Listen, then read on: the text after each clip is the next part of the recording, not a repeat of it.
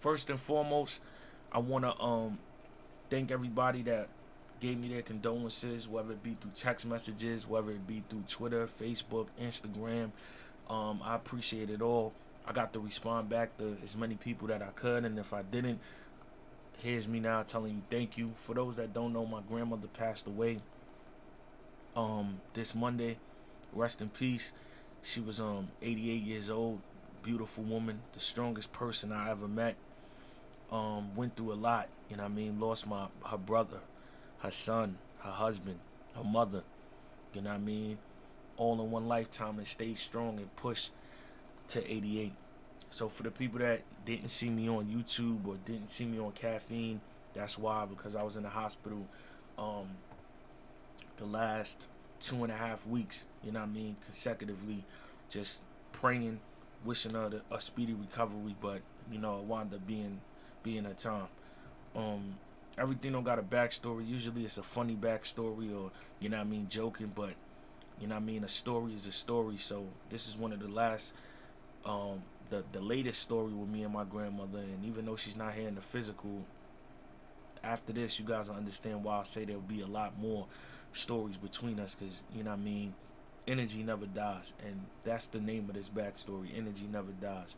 So my grandmother um was in a nursing home currently, and I got a call on Tuesday about 2.5 weeks ago that she was being rushed to the hospital for having a seizure, which she never had. So I was terrified. I ran down to the hospital. She went unconscious, and through the course of those 2.5 weeks, she never regained consciousness again. They did an MRI and found out that the strokes were caused by um, the seizures were caused by her having multiple strokes in different parts of the brain. So the damage was irreversible. After the MRI, they said it would be a chance that she would wake up, but it'll also be a high chance she wouldn't, due to her um, age and all the health issues that she has. She had high blood pressure, diabetes, 3 stents in her heart. So with that information, all we could do is pray that she would wake up if it was meant to be. That night, me and my mom had a discussion, because when my uncle passed, my grandmother and my mom, they broke their life insurance policy and just took all the money out. And I had a big issue with that 5 years ago, because I was like, it's one thing if somebody doesn't have life insurance at all, but if they do have life insurance, why break it? You know what I mean? Just to take out money to spend it. But I was more so upset with my mom than my grandmother, because my grandmother suffered from dementia. So, you know what I mean?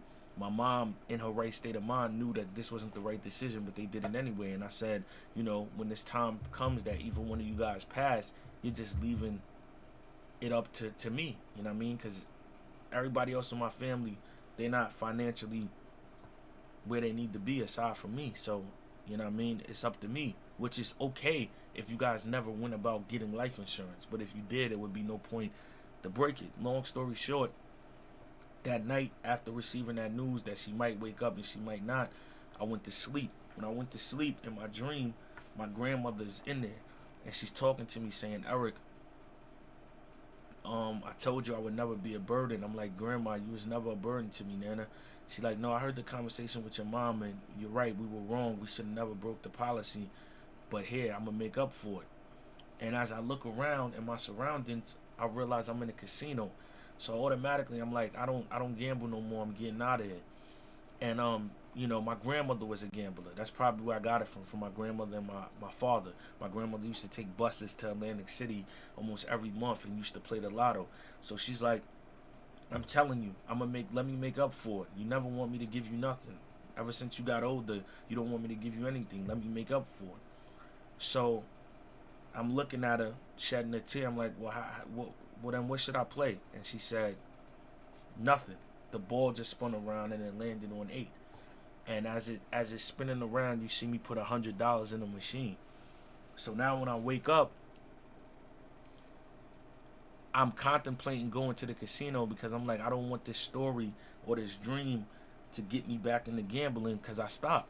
But I'm like, there has to be a message. There's no coincidence that I'm having this dream with my grandmother in it about gambling. So I take $100.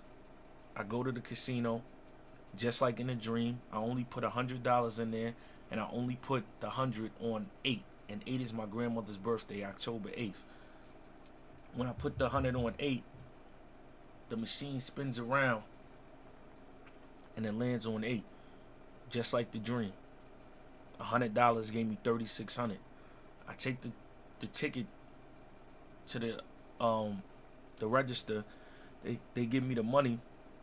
I go outside and burst into tears because at that moment I knew my grandmother wasn't going to make it. I knew she was already left Earth because a lot of people don't study or read and understand death. We're always sad from a selfish aspect or crying and emotional from that aspect, but death is actually a celebration. One, a celebration of life, and two, because the person that passed now is more powerful than they ever were because we're limited in our body. The moment we are able to leave our body, we're so much more powerful because the things we could do are limitless. So for me, I started crying because I knew she was no longer here in the physical because she was able to do that. So now I'm preparing myself for when they tell me the worst, because I'm like, it's no way possible if she was still here. I wanted to lose because if I would have lost, I would have been like, okay, I know she's still here. So from that time on, I continue to go to the hospital. I don't even tell anybody about this dream or me going to the casino because I don't even want to speak it into existence. So I just continue to pray, continue to go there, and like I said, on this past Monday, March 21st, she passed away at 2:08. So, you know what I mean? Clips, a bunch of other people were around me, family, close friends, and I was preparing for it. So after she passed, I cried again. I was sad again, and me and my mom, we were together, and then Clips pulled up, and he was like, "Yo," after obviously giving condolences and talking to him about her, because of course he knew her. He was like, "Yo, you should play the lotto. You should play her birthday and the time she died." And I was like, "Nah, man, I'm not trying to gamble no more." And he respected it, so I just went about my day. So as I'm talking to my mom calls me like, "Yeah, we have another life." She had another life insurance policy. I'm like, "Okay, that's good." That's what she told me. She said she had another one. So my mom calls me back. After looking into that policy, it was a $5,000 policy, but only $2,350 of it was paid. So that's the only amount that's available. And my mom was upset about it because she knows that I was right. And I was like, "Don't worry about it, you know what I mean? Because I got the money. So the money's not an issue. It was just the practice of you guys, the principle. You guys should have never did it. God bless through caffeine, YouTube, battle rap, my clothing line, and my albums that I dropped. I got more than enough to cover a funeral." But when I was telling them the story about the casino, it was more so because of the message of my grandmother letting me know she got me. So now 940 happens, and I decided, you know what? Let me give it a shot. My grandma's thing also was the lotto. Let me play the lotto. So I rushed to the store. I played the lotto because the new stop time in New York City is 10:20. So I played the lotto. I played 10:08 and I played 02:08 because that was the time she passed. So I'm around a bunch of family and friends. We laughing, crying, remembering my grandma. And midnight hits, and I decided to check the New York Lottery app to see what the numbers was. And the time that my grandmother passed away came out in the lotto. It came out 8002. And when I played lotto, I don't know nothing about it. Only when my grandma told me. So I just played it box with, you know what I mean, all the things she said to me. So when I asked Clips how much is it, he told me 4,800. So I'm thinking that my grandmother gave me what the funeral cost was. So basically the funeral was on her. So I started bursting out in tears again, like this lady is still the same giving person from up there that she was here, because she just won't stop. Like she feels like she did something wrong, and her energy and her spirit is correcting it by giving me the money so I don't have to pay for it myself.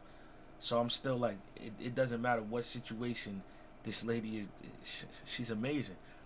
When I go to cash out the lottery ticket, they like, you gotta fill out a W-9. Again, I know nothing about the lotto, so I'm like, why would I have to fill out a W-9 if it's under 5,000? I believe I won 4,800. They was like, well, I don't know how to lot, I don't know how much you won, but you know the new Joe Biden thing is anything over 600. So I'm like, okay. When I get there and they cash out both tickets, it was $10,000. So not only did my grandmother give me the money to pay for her funeral, but she gave me money that's extra, which is the same thing she would do if she was here in the physical. Anytime you asked her for something, she would give you 10 times of what you asked for. And again, it wasn't the money. It's the message of, no matter what, I got you. No matter what, I'ma be there. And that's the type of person she was. Like, here, giving, loving, caring, and always got your back no matter what. And it went just like how it would go if she was here. Because my grandmother would have never told me she's wrong. That's just, she's too stubborn for that. But she would always make up for it, or always let me know, like, I messed up. And that was her way of, for her. Because to me, it wasn't even that she messed up. I was mad at my mom. But it was like, it is what it is. Like, you done so much for me in my life.